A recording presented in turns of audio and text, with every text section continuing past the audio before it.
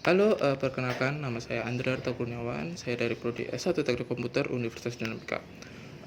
Saya di sini mau menjelaskan tentang tugas akhir yang saya kerjakan berjudul Intrusion Detection System menggunakan Deep Learning untuk deteksi serangan DOS. Jadi apa itu? Apa yang saya kerjakan adalah berangkat dari sebuah masalah yang terjadi mungkin di lingkungan umum, di mana ada sebuah fasilitas mungkin seperti free wifi yang umumnya orang-orang terhubung ke wifi tersebut dengan bebasnya, dan kemudian tanpa orang-orang sadari kalau mereka terhubung ke jaringan free wifi seperti itu, mereka tidak menyadari bahwa betapa bahayanya orang-orang mengakses internet tanpa mengetahui eh, data-data apa yang mereka kirim, data-data apa yang mereka terima di HP tersebut, sehingga yang membahayakan hingga HP mereka mungkin dibajak atau tidak bisa digunakan kembali, atau mati mungkin yang lebih buruknya. Nah, dari banyaknya kasus-kasus seperti itu, salah satu contoh yang sudah saya ceritakan, eh, saya berangkat dari masalah tersebut membuat bagaimana solusi yang saya kerjakan dalam tugas akhir ini. Jadi dengan contoh serangan DOS yang saya gunakan, eh, terdapat sebuah solusi sebelumnya yang sudah ada, itu seperti IDS atau Intrusion Detection System, di mana IDS tersebut berhasil bukan berhasil maksudnya IDS tersebut dapat menyaring, dapat memfilter, dapat melakukan antisipasi dini terhadap serangan-serangan yang ada. Namun IDS memiliki keterbatasan seperti, ya, serangan-serangan yang IDS kenali hanyalah sebatas serangan-serangan yang IDS tersebut kenali, tanpa harus melakukan pembelajaran, melalui proses pembelajaran. Nah, proses pembelajaran yang dimaksud ini adalah di mana jika deep learning itu disatukan dengan IDS. Jadi nantinya sistem yang saya pakai, di mana IDS ini dapat belajar dari serangan-serangan yang ada. Dalam kasus pengerjaan saya, serangan DOS itu yang dimasukkan ke dalam deep learning. Nah, nanti di proses deep learningnya itu akan melalui proses belajar yang nantinya deep learning akan mengetahui apakah itu serangan DOS atau bukan serangan DOS. Jadi tujuan akhir dari tugas akhir ini, ya, bagaimana apakah bisa IDS yang saya beri deep learning ini dapat mendeteksi serangan DOS yang saya buat dalam pengerjaan pun ada serangan DOS, dan data-data yang saya pakai itu menggunakan Wireshark juga. Jadi bagaimana prosesnya, bagaimana cara kerjanya, akan saya simulasikan setelah ini. Ya, langkah awal untuk pengerjaan untuk proses dari awal kita membuat data serangan hingga nanti masuk ke CNN itu bisa digambarkan flow-nya. Jadi di sini ada attacker dan di sini ada user client. Ya, di mana si attacker ini akan melakukan DOS attack, entah itu ke user client, bisa ke user client atau mungkin ke server. Nanti di mana akan ada Wireshark, ya salah satu tools jaringan yang digunakan untuk melakukan capture packet. Jadi aktivitas dari attacker ke jaringan yang diserang nanti akan bisa di capture oleh Wireshark, yang kemudian akan menghasilkan sebuah data log. Nah, data log di sini adalah data log mentah dari hasil Wireshark yang di capture, yang kemudian nanti data log itu akan melalui proses data normalisasi yang nanti kemudian akan masuk ke dalam CNN deep learning, dan nanti akan menghasilkan output yang hasil deteksi apakah itu serangan DOS atau bukan serangan DOS. Nah, selanjutnya di sini saya bikinkan topologi. Jadi di topologi ini yang saya sebagai acuan saya untuk mengerjakan.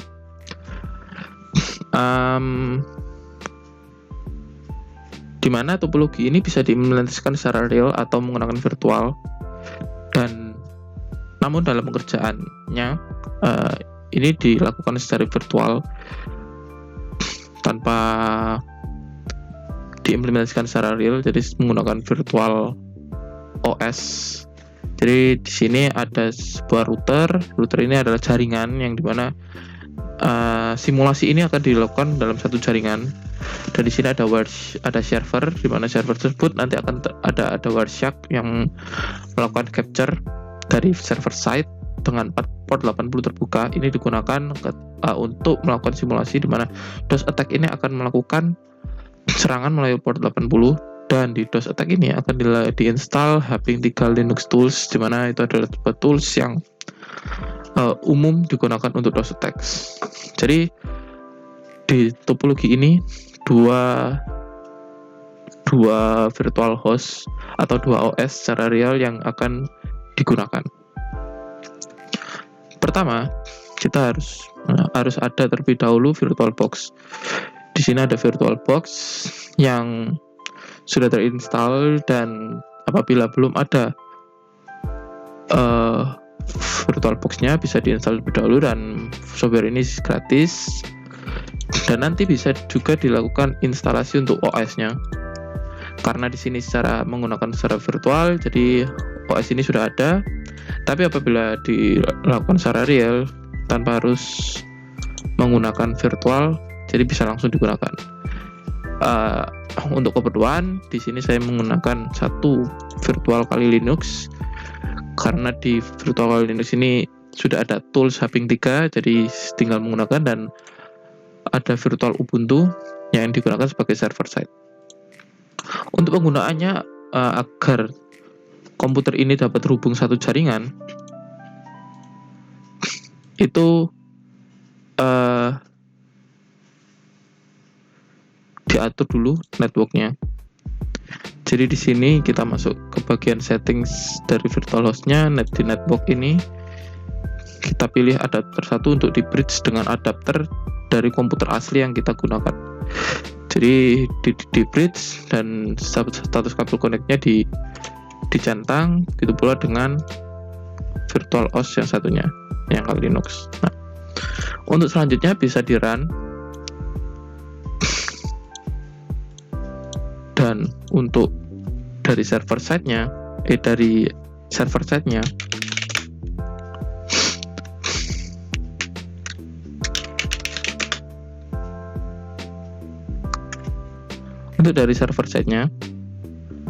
terlebih dahulu kita bisa cek untuk status virtualnya apakah sudah terhubung dalam satu jaringan. Dengan kita membuka terminal, kemudian masuk ke user root. Selanjutnya kita ketikkan ifconfig dan mengecek apakah, apabila di sini sudah terdapat IP dan IP tersebut sama dengan IP blok di komputer asli, maka komputer dengan virtual itu sudah terhubung satu jaringan.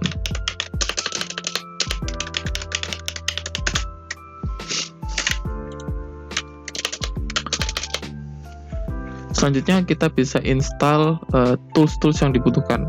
Di sini Ubuntu sebagai server side itu membutuhkan aplikasi Apache Server dan Wireshark, di mana Apache Server digunakan untuk membuka port 80 dan Wireshark digunakan untuk melakukan capture paket yang nanti akan digunakan dari kali Linux ke Ubuntu. Jadi di sini kita ketikkan di terminal, kita ketikkan perintah apt install Wireshark dan Apache 2.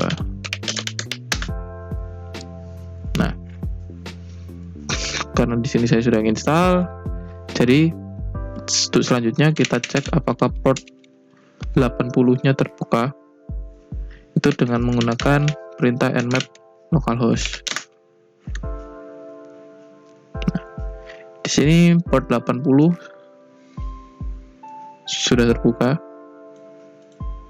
jadi bisa langsung gunakan. Kemudian kita buka Wireshark.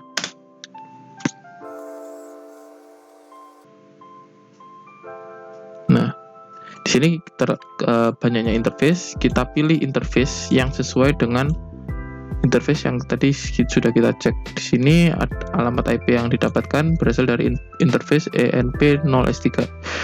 Kita pilih ENP0S3 dan double klik. Nah, apabila di Wireshark ini sudah muncul paket-paket yang di capture, berarti Wireshark ini sudah berjalan sebagaimana seharusnya. Selanjutnya kita masuk ke Kali Linux, di mana Kali Linux ini kita gunakan untuk tools, digunakan untuk attack.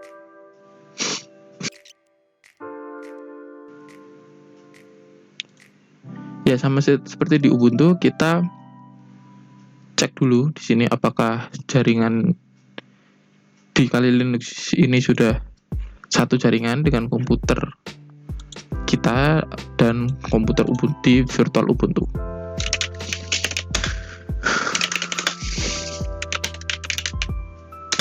Nah, kemudian untuk selanjutnya kita bisa install package Hping 3 untuk mengecek apakah package Hping 3 sudah ada. Nah, di sini sudah ada. Dan selanjutnya kita bisa cek juga dari jaringan di sini apakah sudah satu jaringan dengan Kali Linux.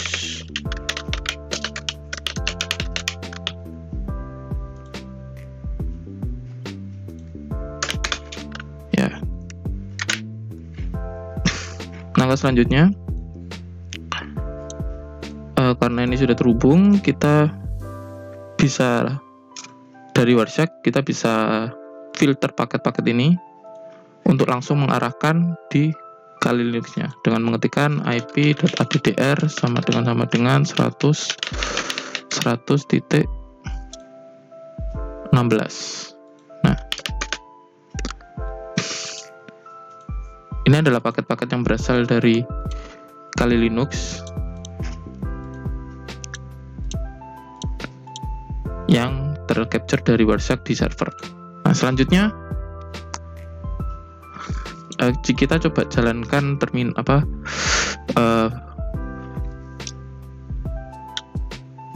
program untuk mendeploy attack itu dengan cara kita masuk ke direktori, masuk ke direktori di mana program tersebut ada. Nah, di sini kita bisa run dengan cara menggunakan partial deploy attack. Nah, di sini sebelum kita run deploy attack-nya, kita beri akses dulu permission dengan menggunakan Jamo 755 deploy attacks ke programnya.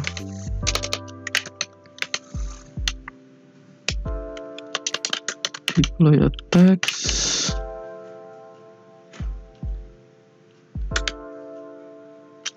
V4. Nah,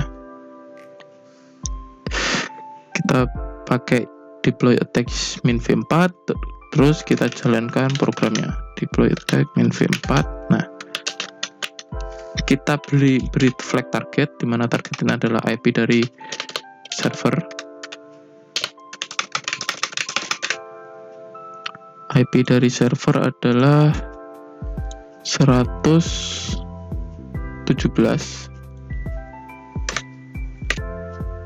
Kemudian kita kasih waktu berapa lama waktu yang dibutuhkan, dengan catatan apabila Wireshark melakukan capture banyak, disk yang kita akan gunakan itu juga semakin banyak. Di sini waktunya kita jalankan hanya 10 detik. Kita di sini kasih option min set true.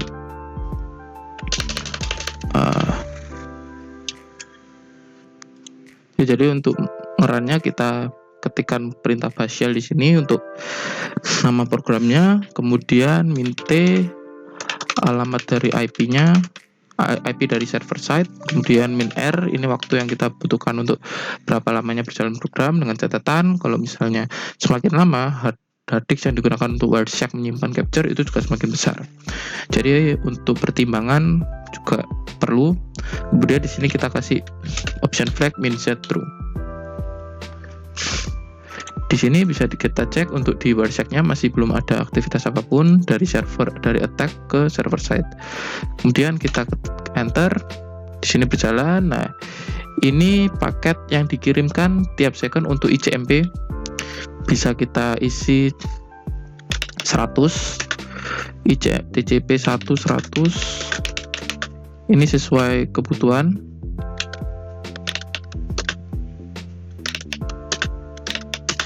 Nah, ini untuk data size, besar data size yang dibutuhkan bisa masukkan sesuai kebutuhan. Nah, di sini ketika proses deploy attack berjalan, bisa kita cek di sini aktivitas dari Wireshark juga sudah berjalan. Nah, ketika proses ini sudah berjalan, maka di Wireshark ini juga sudah berhenti, dan ketika sudah, kita bisa stop, kita bisa save file di paket dissection .csv, kemudian kita pilih, kita simpan mau di mana direktori itu mau disimpan. Di sini saya simpan di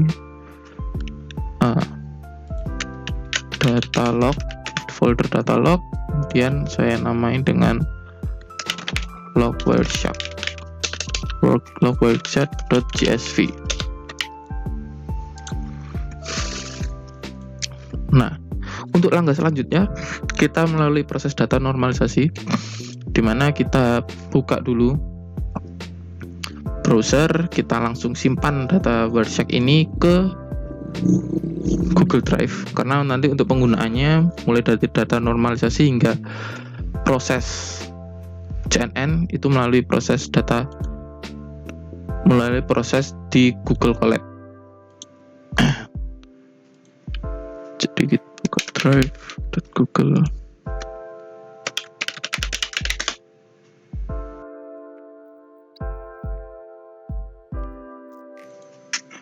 Ya, di sini untuk selanjutnya kita upload file tadi log wireshark.csv.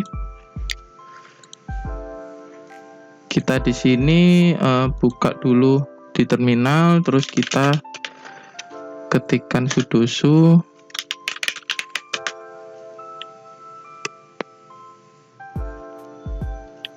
Nah, kemudian kita chmod agar filenya bisa di-upload. Nah, apabila sudah, kita upload filenya.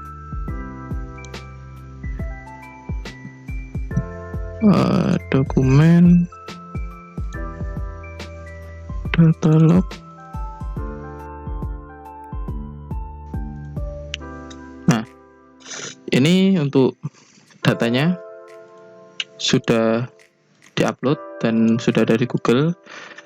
Sekarang untuk selanjutnya kita masuk proses data normalisasi. Nah, untuk data normalisasi kita bisa langsung gunakan di komputer tanpa virtual. Jadi untuk sampai sini proses menggunakan virtual sudah selesai, ataupun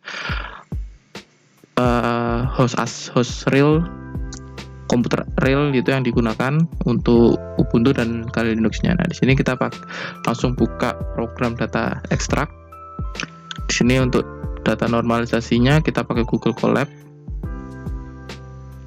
Jadi untuk filenya kita bisa ambil langsung dari Google Drive, kita buka. Caranya file, lalu open notebook. Nah, di sini kita bisa pilih Google Drive dan search data extract. Ketika sudah dibuka, kita run, kita connect terlebih dahulu di Google Colab. Di sini juga sistemnya adalah cell running, jadi setiap cell ini bisa di running secara bergantian satu persatu. Nah, bila sudah connect, kita connectkan dulu Google Colab kita dengan Google Drive. Kita jalankan sel ini, kita masuk, kita pilih akun di mana Nah, di sini untuk selanjutnya kita klik low agar Google Colab bisa mengakses Google Drive, yang nanti akan muncul semacam verify code yang kita copy di sini terus masukkan ke Google Drive. Nah, sampai tahap sini Google Colab sudah berhasil terhubung ke Google Drive.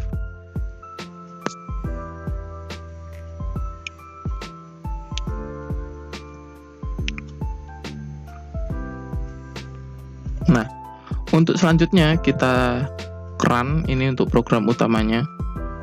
Di sini kita program, kita run.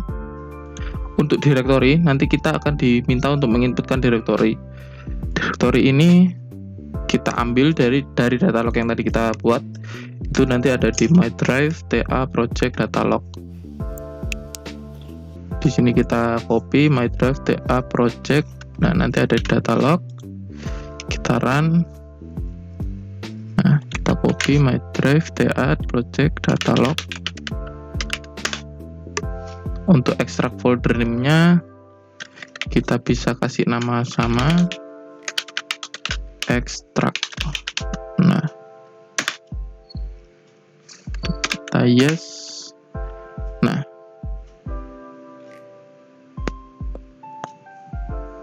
ini bisa ditunggu untuk proses data normalisasinya.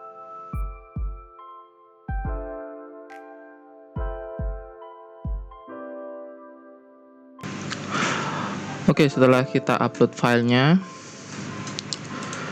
ini foto filenya yang sudah diupload di Google Drive. Langkah selanjutnya kita masuk ke proses data normalisasi. Untuk proses data normalisasinya kita menggunakan Google Colab juga. Jadi di sini kita buka aja websitenya Google Colab, colab.research.google.com. Di sini adalah tampilan pembuka dari Google Colab. Untuk file yang tadi kita sudah upload, kita bisa buka langsung di Google Drive. Di sini kita langsung cari untuk nama program yang sudah ada di Google Drive juga. Jadi kita buka.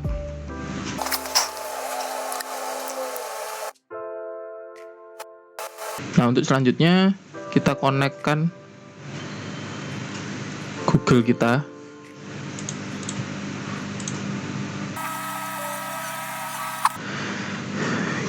Setelah kita konekkan ke Google Colab-nya, kita jalankan run setiap sel yang ada di Google. Jadi Google ini menjalankan codingannya setiap sel. Jadi secara bergantian sel itu bisa di run. Jadi di sini kita konekkan dulu ke Google Drive kita.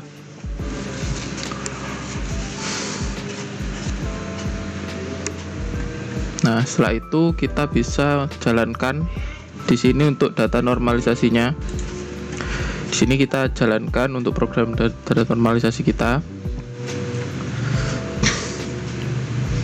Di sini kita lihat dulu direktorinya ada di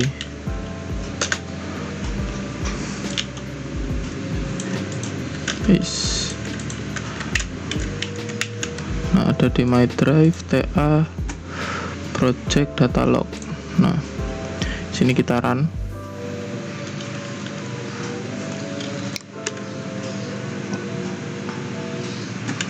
Nah, ketika di sini memintakan input directory, kita arahkan langsung ke file CSV yang sudah kita punya di Google Drive. Kemudian untuk ekstrak folder name-nya kita kasih nama data extract. Jadi ini untuk output folder yang digunakan. Setelah itu di enter, ditekan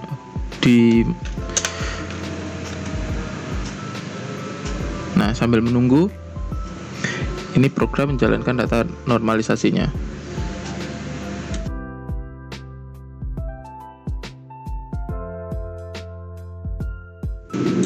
Nah, apabila program telah selesai jalan, akan muncul data extracted down. Nah, pada tahap ini program data normalisasi menghasilkan file lagi yang datanya siap untuk dimasukkan ke CNN dan itu tersimpan di dalam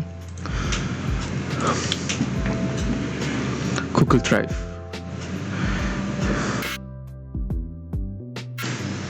Nah, untuk data normalisasi akan tersimpan juga di folder Google Drive.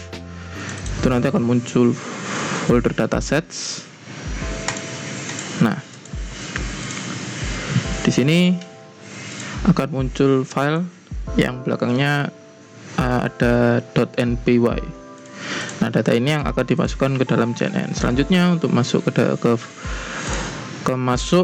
proses IDS CNN.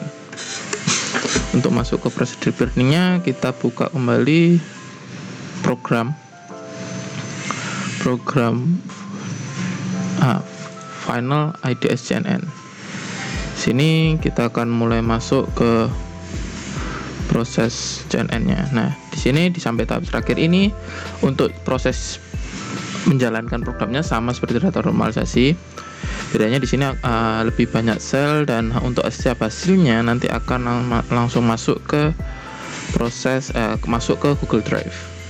Jadi tetap sama, kita masuk ke Google Colab-nya, kita konekkan Google Colab, kita run di sini. Drive mount kita buka kembali, kita pilih email.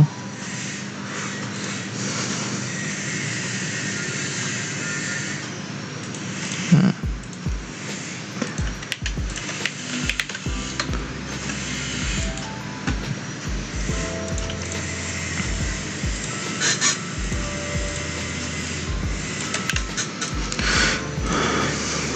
untuk directory projectnya kita arahkan ke project data log, datasets.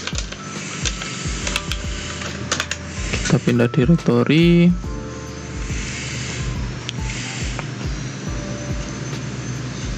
kita import semua library yang dibutuhkan untuk proses deep learning.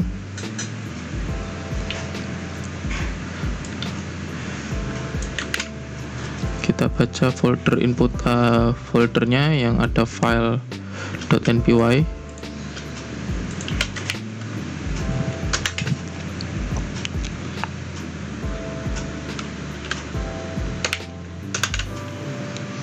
Nah, kita jalankan untuk run selanjutnya. Ini proses membaca filenya.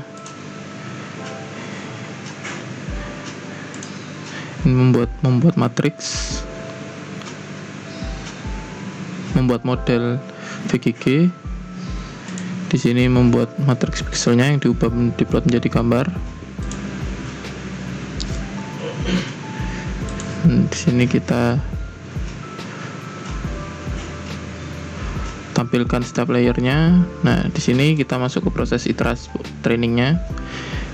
Di sini saya sebagai contoh menggunakan 5 iterasi. Nah,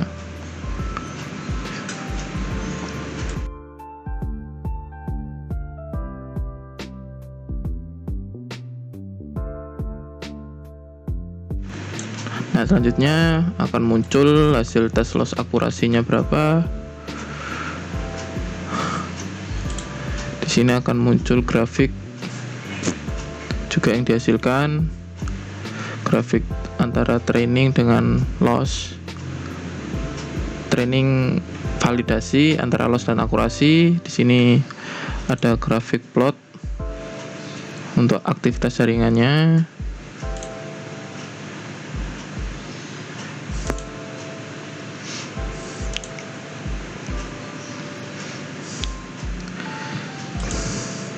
Di sini bisa dilihat dihasilkan confusion matrixnya, dan yang terakhir ada hasil FPR dan TPR, grafik FPR dan TPR.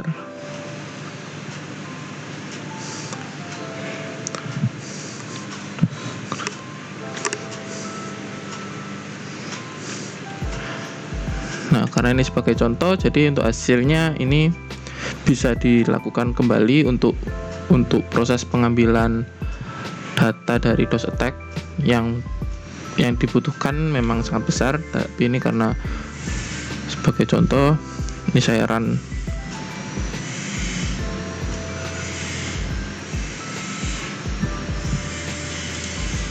Nah, untuk hasil akhirnya untuk semua file-file gambar bisa dilihat di folder Google Drive. Sekian, terima kasih.